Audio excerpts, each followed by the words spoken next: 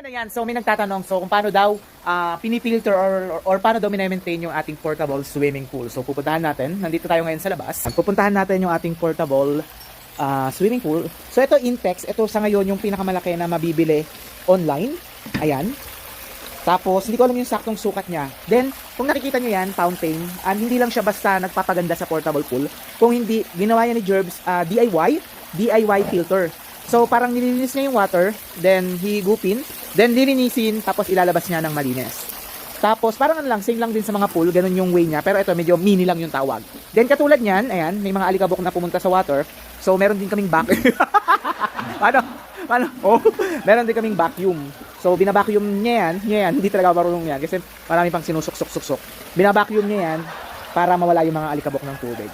So ayan, fresh na fresh. Kahapon lang ulit namin siya nilagyan since sobrang init and naisipan naming mag-swimming kung kailan namin gusto. Ayan, so ito yung ano natin, ating mini garden. Ayan. So ito yung hinihintay namin lumaki kasi ito yung sobrang gandang halaman na para siyang silver na kulay niya. And hindi to masyadong tumataba. Ganyan lang siya. Pero sobrang ganda niyan kapag lumaki na. Tapos dito meron tayong wishing well kung saan meron yung waterfalls. Hindi lang namin binubuksan pa. Tapos may mga isda din siya. And kung gusto nyong mag-wish and gusto nyong matupad, pwede kayo dyang maghulog ng 20 pesos. Minimum yun para matupad yung wish nyo. Tapos kung wala kayong 20 pesos na buo, meron kaming QR code. Pwedeng i-Gcash nyo lang. Ayan siya. Vacuum time! Ayan.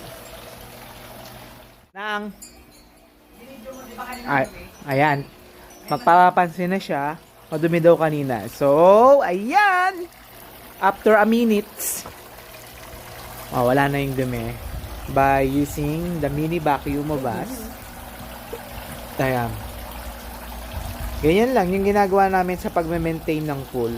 So, normally naman, hindi namin pinapaabot sa sobrang kulay green. Talagang mini-maintain namin yung cleanliness ng water. Ayan. So, pwede nang paliguan mamaya. Let's go!